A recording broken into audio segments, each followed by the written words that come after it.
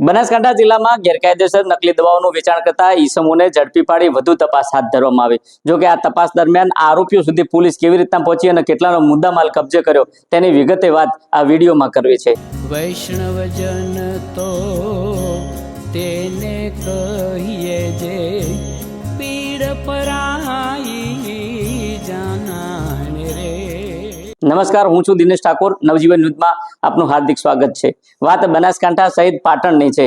બનાસકાંઠા જિલ્લાના થરાદ અને ધાનેરાનો જે અંતરિયાળ વિસ્તાર છે, આ ગામડાઓ છે, આ ગામડાઓમાં ગેરકાયદેસર જે નશીલી દવાઓ છે, આ દવાઓનું વેચાણ કરવામાં આવતું હતું।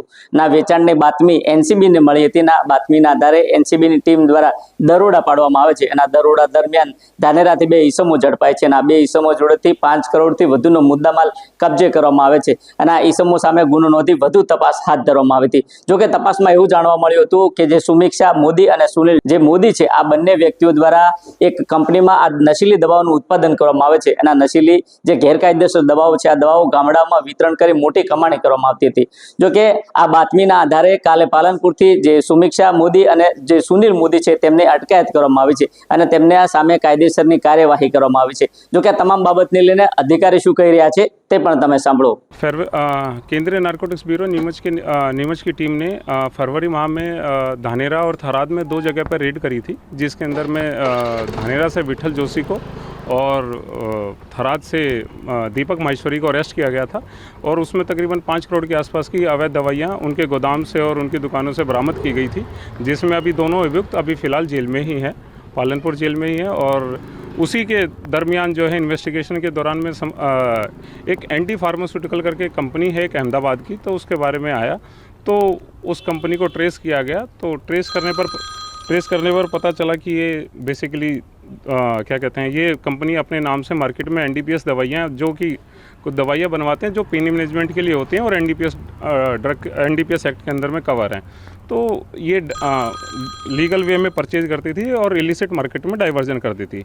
तो इसीलिए इनको ट्रेस किया गया। 2 जगह अपने घर बदल के फिर तीसरी जगह पे जहाँ पे थे, तो एक कल सुबह में 5:30 बजे के आसपास हमारे 5:30 से 6 बजे के बीच में मॉर्निंग आवर्स में इनके घर पे रेड करी गई।